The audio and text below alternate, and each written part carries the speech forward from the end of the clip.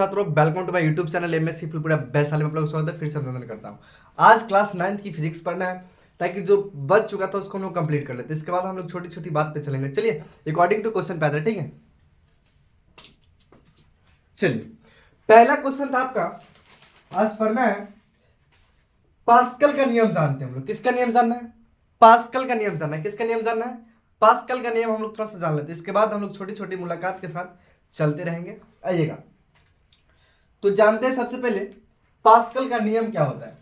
जानना है क्या है? पास्कल का नियम क्या होता है। पास्कल का नियम पढ़ते हैं, समझ गए ना। अब आते हैं, लिखिएगा कि पास्कल का नियम क्या है या किसे कहते हैं। बात एक ही होती है लेकिन छोटी सी टॉपिक थोड़ी सी अलग आ जाती है, समझ गए ना, याद रखिएगा। तो पहला क्वेश्चन आपका, किसी भी बंद द्रव के अंदर किसी भी, लिखिएगा, किसी भी बंद द्रव के, किसी भी बंद द्रव के अंदर, समझ गए, अंदर किसी भाग पर, किसी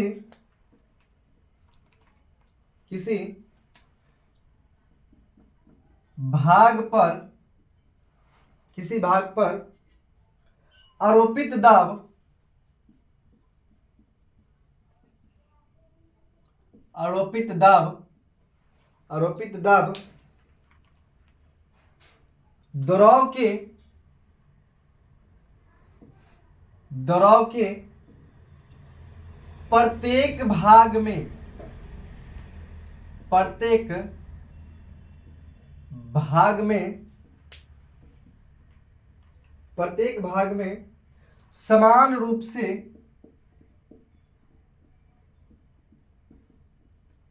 समान रूप से संचरित होता है, संचरित होता है। इसको लिखिए, फिर इसको समझाते हैं, फिर आगे चलते हैं, समझ गए। फटाफट लिखिए इसको, फटाफट लिखिए, 5 मिनट का टाइम है।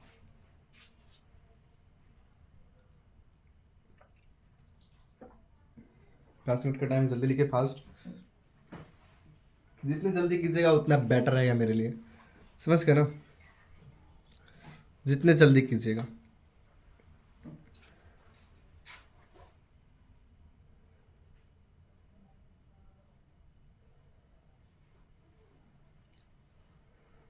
चलिए अब इसको थोड़ा सा हम लोग समझ लेते हैं, ठीक है।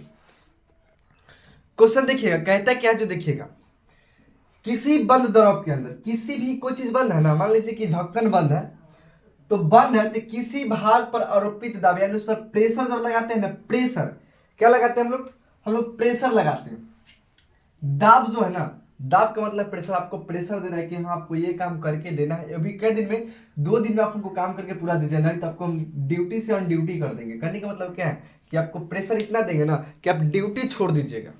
भाई साहब, तो ड्यूटी हम छोड़ने के लिए करे थे क्या? कि हम मेहनत करने के लिए किए थे, मेहनत करने के लिए किए थे। तो ध्यान रखिएगा, द्रव के प्रत्येक भाग में समान रूप से संचरित होता है, यानी उसमें ना बंद जो है ना, उसमें आराम से क्या होता है, संचरित होने लगता है, यानी इकट्ठा होने लगता है, समझ गए ना। चल देखिएगा, संचरित हो जाता है। जैसा ही दाब लगाएंगे ना तो ऐसा ही संचरित हो जाएगा। एक मिठाई का डब्बा ले लीजिएगा, ठीक है, इसको थोड़ा सा हिलाइएगा, अप डाउन कीजिएगा, समझ गए। ऊपर नीचे कीजिएगा ना मिठाई के डब्बा को, तो अपने सब संचरित होना स्टार्ट कर देगा। छोटी सी कहानी सुनाते हैं, पानी पी लेते हैं, ध्यान रखिएगा।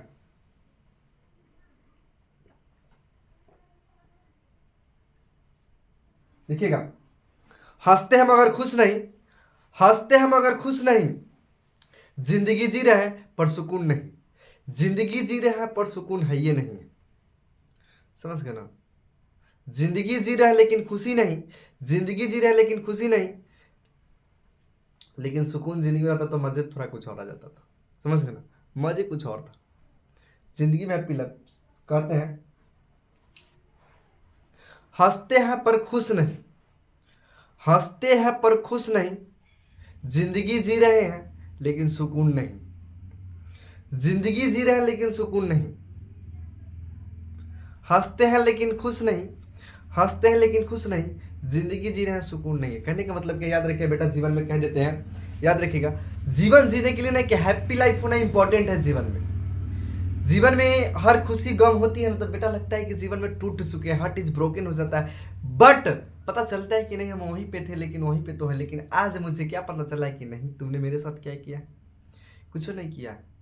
एक चीज़ कहते हैं, मैं टेंशन में रहता हूँ, एक ही चीज़ मैं सोचता हूँ, किसी ने खाया कि नहीं खाया, कहाँ होगा, किस वक्त में होगा, किस हाल में होगा, मैं ही दिन भर सोचता हूँ। आई थिंक मैं यही सोचता हूँ।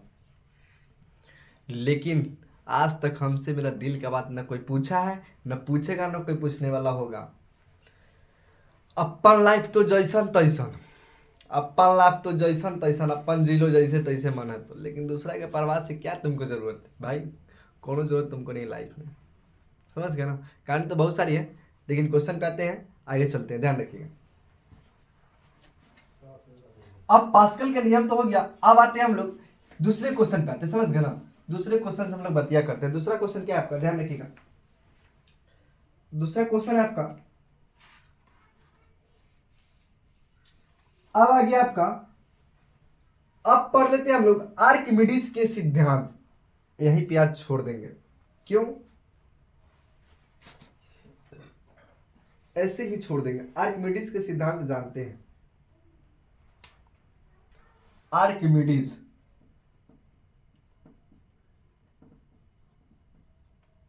आर्किमिडीज पढ़ लेंगे। समझ गए, आर्किमिडीज पढ़ते हैं।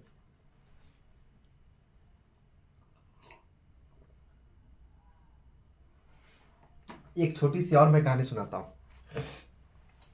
हालत ऐसे भी आते हैं जिंदगी में, हालत ऐसे भी आते हैं जिंदगी में, दुख होकर भी खुश रहना पड़ता है। समझ गए ना, दुख होकर भी खुश रहना पड़ता है। जिंदगी में हालत ऐसे भी आते हैं, जिंदगी में हालत ऐसे भी आते हैं, चुप रहकर भी मुस्कुराना पड़ता है। जिंदगी में हालत ऐसे भी आते हैं, चुप रहकर भी मुस्कुराना पड़ता है। कहने का मतलब है ना कि जीवन में कष्ट जितना भी होगा ना हम झेल लेंगे। जीवन में जितना कष्ट होगा हम झेल लेंगे। लेकिन भाई साहब एक चीज कहते हैं कि जिस दिन मेरा दिल तोड़ेगा ना, उस दिन मैं कुछ नहीं करूंगा। बस मेरे पास एक ही रास्ता है, मेरे पास एक ही रास्ता है। हाथ को ऐसे पकड़ेंगे, ठीक है, सीधे से उनने से आएगा लड़का, सीधे हाथ ऐसे धरा देंगे, कहेंगे जाओ, टाटा जोर बाय बाय कह देंगे, जाओ, जा सकती हो तुम, तुमको रोके हैं, नहीं रोके हैं, जाओ। जिंदगी में हालत ऐसे भी आते हैं ना, जिंदगी में हालत ऐसे भी आते हैं, चुप रहकर भी मुस्कुराना पड़ता है। समझ गए ना। बहुत खामोश थे, बहुत चुप थे, हम तो कुछ कह ही नहीं रहे। लेकिन मुझे पता चला कि नहीं, लोग अपने लोग ही मुझे जब धोखा देते हैं ना, तो मुझे पता चला कि नहीं, जीवन में उतार चढ़ाव होते ही रहता, जिंदगी में खुशी गम आते रहती है। समझ गए ना। इसीलिए कहते हैं जीवन में हमेशा हंसते रहिए, मुस्कुराते रहिए। और हाँ, कोई बोलता है, कोई मारता है, तो उसका बात को सुनिए, सुनते रहिए वो क्या कह रहा है। मैं आज भी कहता हूँ कि कुछ लोग हम पे हाथ भी उठा देते हैं, मैं उनका नाम नहीं बता सकता हूँ, लेकिन मैं कह रहा हूँ कुछ ऐसे भी लोग हैं कि जिन्होंने हम पे हाथ उठाया है, लेकिन आज तक उन्हें हम कुछ नहीं कहे हैं। ना कहेंगे हम, मेरा क्या है, तो मेरा है तो कौन है, कोई नहीं है। तुम्हें जो करना है वो करो, मुझे जो करना है वो मैं फॉलो करूँगा, ठीक। बिकॉज मैं इंटरफेयर किसी काम में करता नहीं हूँ, वहाँ तक कि मैं सपोर्ट ही करता हूँ। जिंदगी में हालत ऐसे भी आते हैं कि चुप रहकर भी मुस्कुराना पड़ता है। जिंदगी में हालत ऐसे भी आते हैं बेटा कि चुप रहकर भी मुस्कुराना पड़ता है। समझ गए ना। मुस्कुराते रहिए जिंदगी में। क्वेश्चन पे आइएगा, आर्किमिडीज के सिद्धांत पढ़ते हैं। जब किसी वस्तु, सॉरी यही ना लिए थे यार, आर्किमिडीज जी 278 से, ध्यान रखिएगा, 278 से क्या बाबू, 212 ईस्वी, 212 ईस्वी, 278 से 212, ठीक है, 278 से 212 ईस्वी, ठीक है। कुछ मिस्टेक्स तो नहीं कर रहे हैं, बिल्कुल सही। ईस्वी में उत्प्लावन संबंधित, उत्प्लावन की कुछ विधि दिए थे, जिसको हम लोग एक पढ़ेंगे हम लोग केमिस्ट्री में, जो कि 9th या 10th में मुझे याद नहीं है। उत्प्लावन विधि है एक, समझ गया, वो हम लोग को पढ़ना ही इंपॉर्टेंट। तो उसी पे एक क्वेश्चन बना था उत्प्लावन विधि पे, समझ गए ना। तो हम लोग वही पढ़ते हैं। 278 से 212 ईस्वी में उन्होंने एक उत्प्लावन विधि का सिद्धांत यानी परीक्षण किया था, जांच पड़ताल किया था। तो उसी पे हम लोग थोड़ा क्वेश्चन कर लेते हैं, ठीक है। इसके बाद तो बात होती रहती है, क्वेश्चन पे जाइएगा थोड़ा सा। जब किसी, लिखिएगा, स्टार्ट कीजिएगा आप लोग लिखना, कि जब किसी ठोस वस्तु, जब किसी ठोस वस्तु, जब किसी ठोस वस्तु को किसी द्रव को किसी द्रव या गैस, यहां से लिखे, ठीक है, यहां से लिखे, यहां से स्टार्ट कीजिए, या गैस से पूर्णतः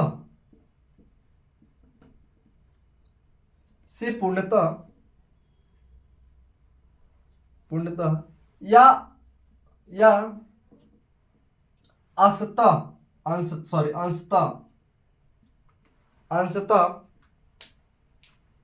अंशतः डुबाया जाता है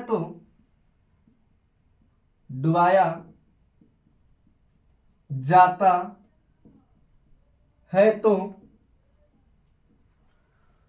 उसके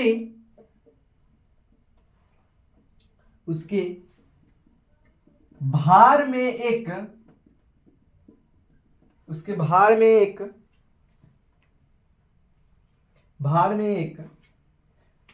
प्रत्यक्ष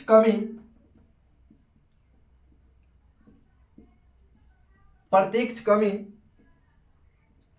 आ जाती है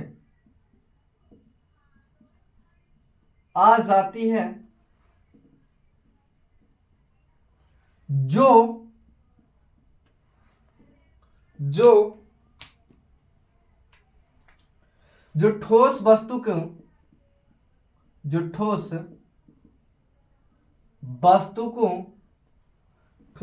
को द्वारा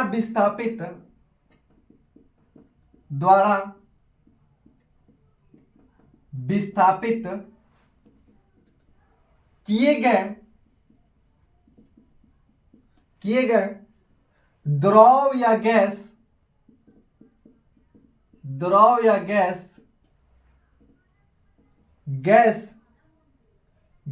के भार के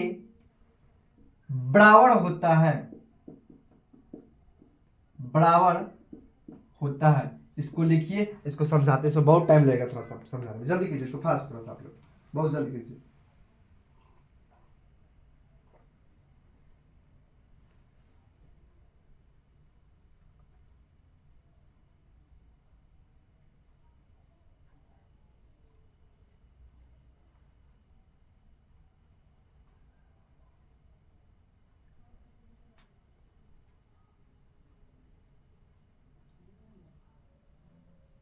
चलिए देखिएगा, जब किसी वस्तु को किसी द्रव या गैस की अंशतः डुबाया जाता है तो उसके भार में एक प्रत्यक्ष कमी आती है। समझिएगा कि जब द्रव